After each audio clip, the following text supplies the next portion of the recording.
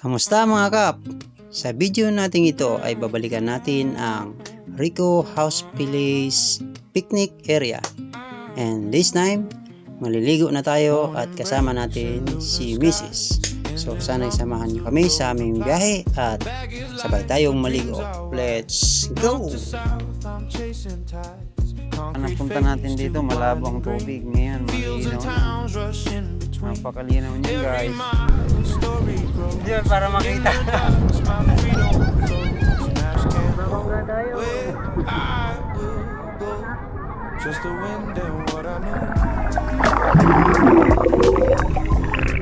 Just the wind and what I know. Throttle turns and I believe there's 1,000 roads to weave. 2 wheels, 3 islands, 1 long way. Ayan, ganyan muna yung magandang view dito. Kaya hindi tayo magpalipad na ng drone dito. May iwak, doon may iwak. Baka habulin. Laging may nakaabang na iwak dito sa akin.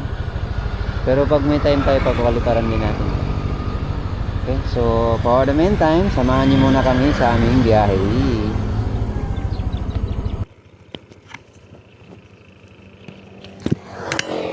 Alright, mic check. Okay, goods.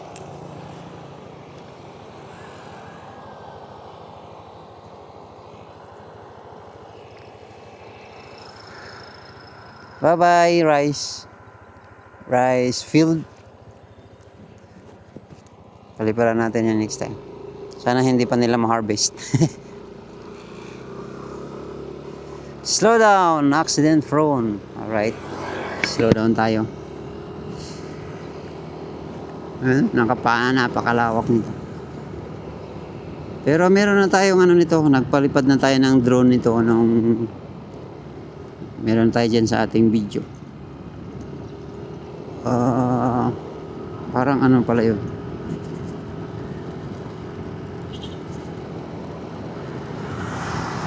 yung doon pala yun sa kabilang ano. Oh, malawak pa nito. Dito po.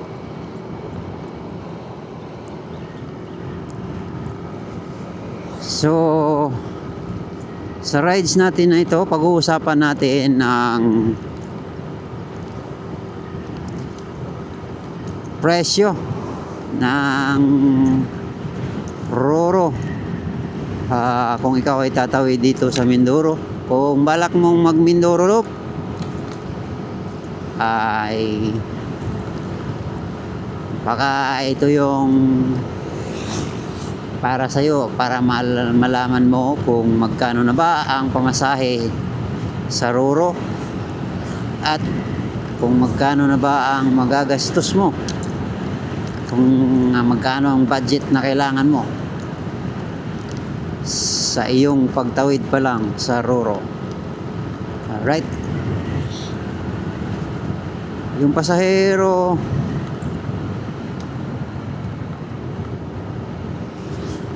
yung pamasahe ng pasahero sa Roro dun sa Batangas to Mindoro, sa ngayon nag-increase na siya simula nung March 23.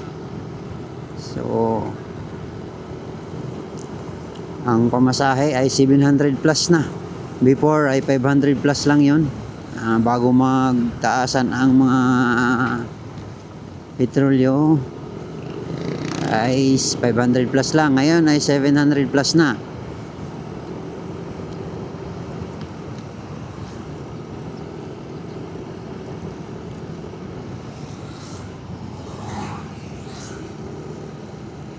Tapos yung sa ano naman, sa motor, kung sakaling man ikaw nakamotor, ang dating 1,300 ngayon naman ay naging 1,440. So kung solo ka lang, yung ano naman, pamasahe ng ito, meron na namang rice field dito na malawak. Magkakalugsong to. Dito din sa kabila, golden na. So malapit na tong i-harvest. So balik tayo, yung ang alam ko pagka may motor ka, libre na yung isang driver. Pero yung ano tawag dito, kung meron kang OBR, so yun, 700, I think 755 or ganyan, basta 700 plus. So kung may OBR ka, 1440 plus 700, so meron ka na agad na 2,200. Tama ba? Correct me. 2,000. Ganun nga, 200. Correct me if I'm wrong. Pero pag solo ka naman, ang alam ko, ang driver ay libre na. So motor na lang babayaran mo. Tapos yung sa ano naman, sa terminal fee,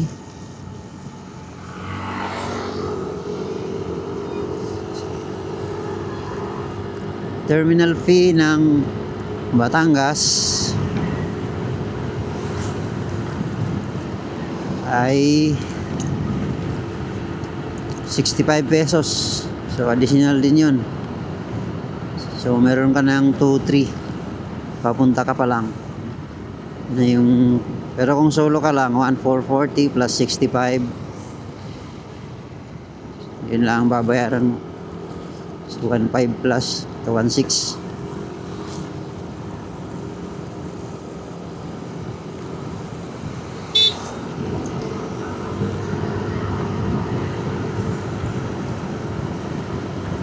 Lamig na hangin. So kung balikan dahil kay taga Luzon, so ayun 1,500, so 3K na agad sa ano pa lang, sa anong tawag dito,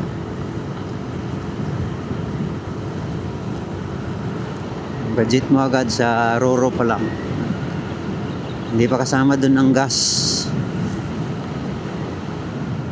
Tapos ang gas naman dito ay premium 99, 98 ang regular at 125 na po ang diesel. So ayun, yung isa pa sa i-add mo sa yung budget, additional budgets na yun. So 3K na tayo sa ano,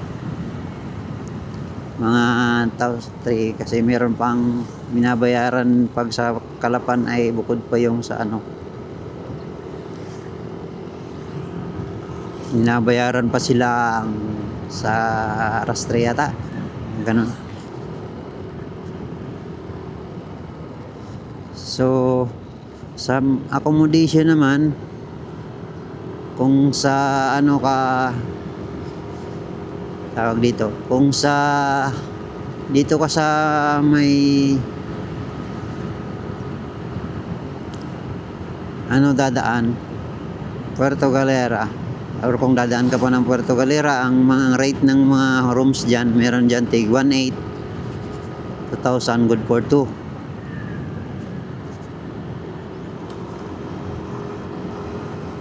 Tapos kung hindi ka naman ano at dediretso ka, kung kung hindi ka na magsa side trip ng Puerto Galera White Beach, or hindi ka natatambay dyan, so dediretso ka na. So ang magiging ano mo ay sa tawag dito, yan, may rice field na naman dito, ang lawak ko.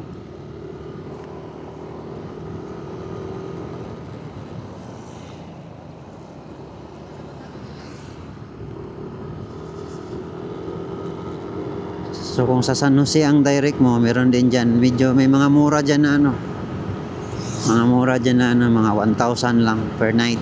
12 hours lang yun. Kung ikay didiretso naman ng San Jose, na hindi ka na mag side trip ng Puerto Galera.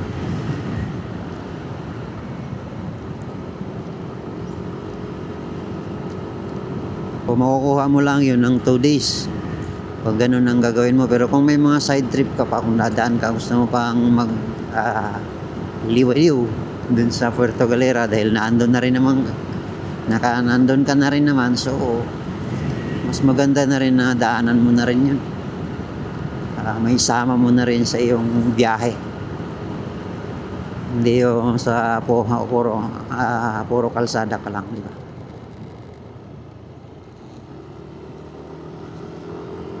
Pero kung balak ang ano mo talaga, target mo ay ikutin lang, mag-Mindoro Loop lang. So 2 days na kaya naman yan. Suggestions ko ay unahin nyo ng daan, doon kayo dumaan sa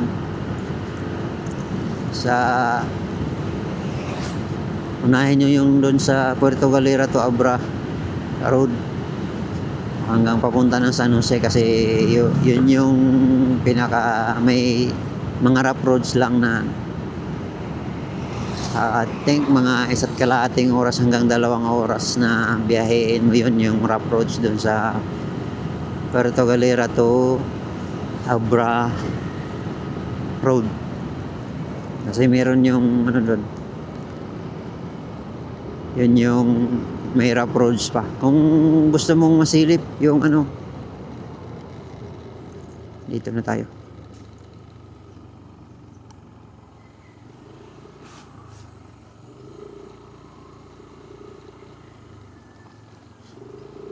Kung gusto nyo masilip yung kalagayan ng ano, ng tawag dito kalsada doon, meron tayong vlog, so ilalagay ko na lang sa ating description or ipa-plus ko na lang dito sa screen.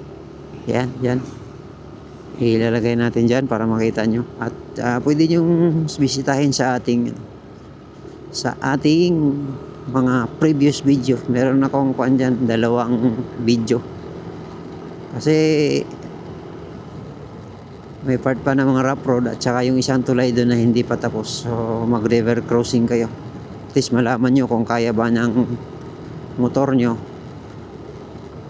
No worries naman pagka hindi kaya, kasi may mga lokal doon bubuhatin nga lang, magbayad kayo ng 300 pesos. So ayun yun, mga dapat nyong gagastusin, idagdag rin yun.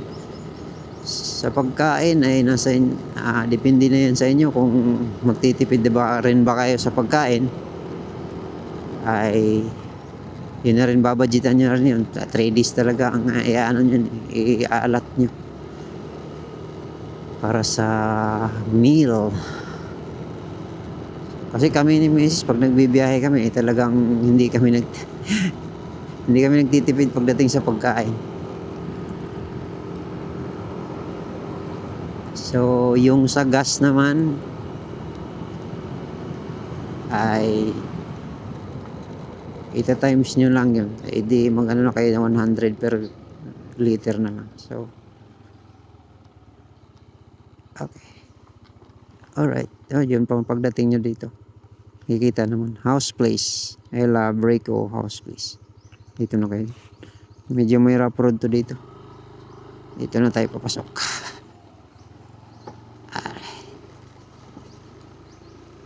Bali sa gas consumption, mag-alat lang kayo ng 1.5 kasi depende yan sa consumption ng motor nyo. Sa akin kasi 35 km per liter.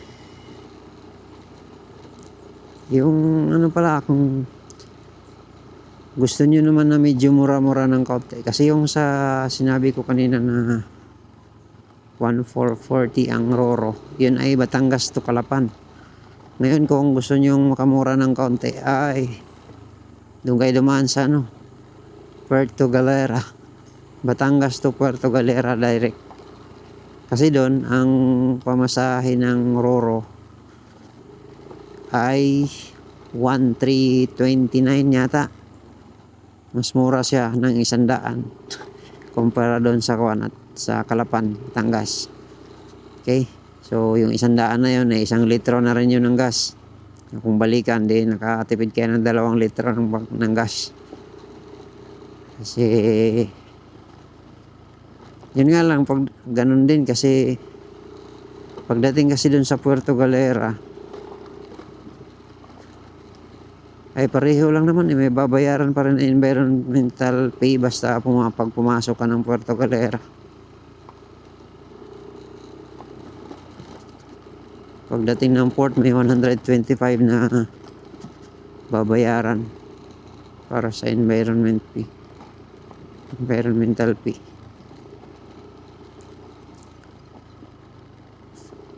Ang roro nga lang doon papunta ng puerto, yung regular na biyahe niya ay sa weekdays, bali ano lang, Monday to Friday ay 8 a.m. to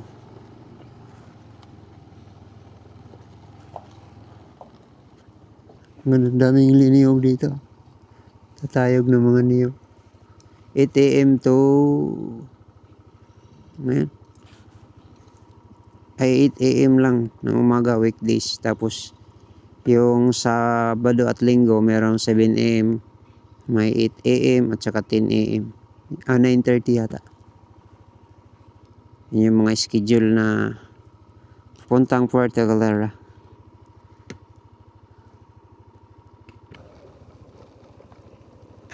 Malabak dito. Tug. Medyo rough roads nga lang yung nadadaanan dito guys, papasok dito sa Rico's Picnic House. 4 days, 45 days for sale. Ay, manok. Akala ko lupa. Manok pala yun, 45 days for sale. Akala ko lupa. Bibili mo yung lupa, 45 days lang. For sale. Manok pala. Per kilo. Ganda ng vibes dito. Marami pang puno.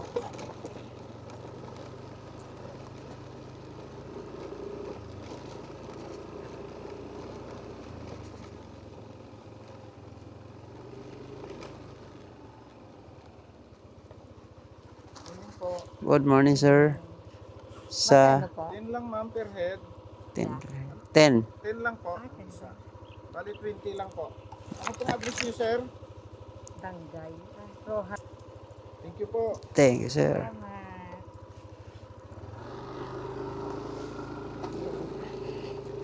Alright, and only 10 pesos per head. So you can enjoy enjoy the nature vibes here in Rico House Picnic Area. House Place pala. House Place Picnic Area.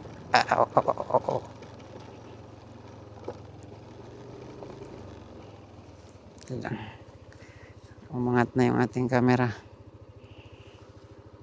Malubak kasi. Yan.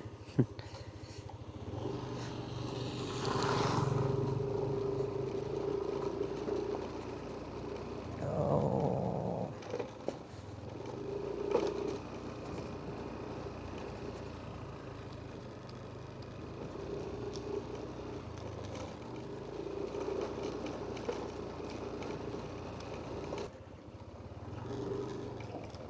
Dito na tayo.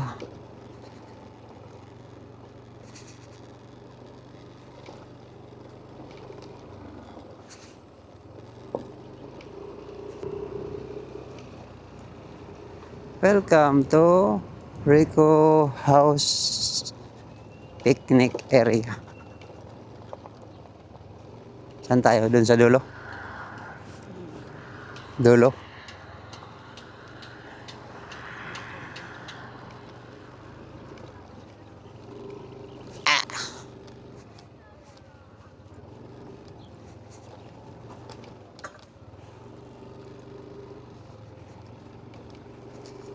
Paalala, bawal pumitas, magputol, magdala ng bulaklak.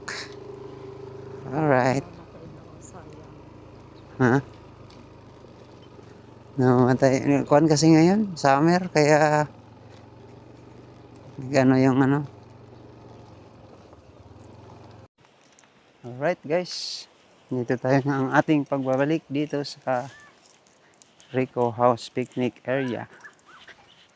So, ayun, nung nakaraan na punta natin dito, malabo ang tubig. Ngayon, malinaw na.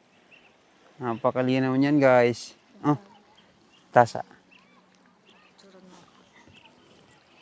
Kita mo naman yan. Gusto nyo bang sumisid? Gusto mo nyo bang sumisid guys? Para makita nyo sa ilalim yung... Makita nyo sa ilalim. Yan. Oh, kita nyo naman. Grabe kalinaw niyan guys. Oh, sisid kayo.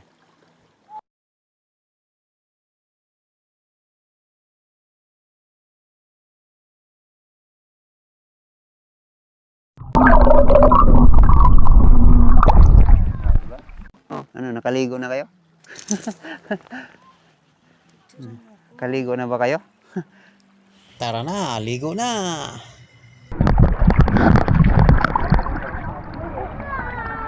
Sarap ng tubig.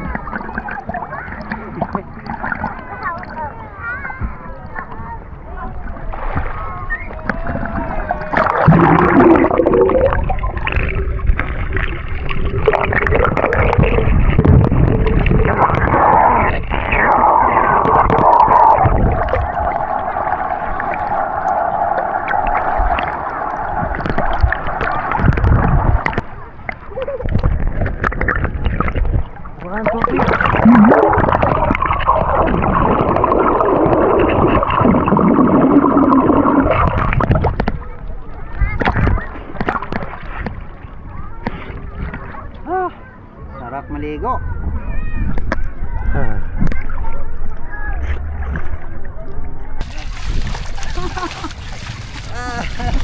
Bahala ka dyan.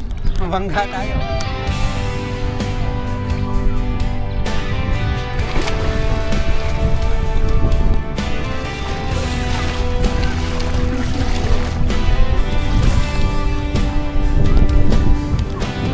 Yun, para makita.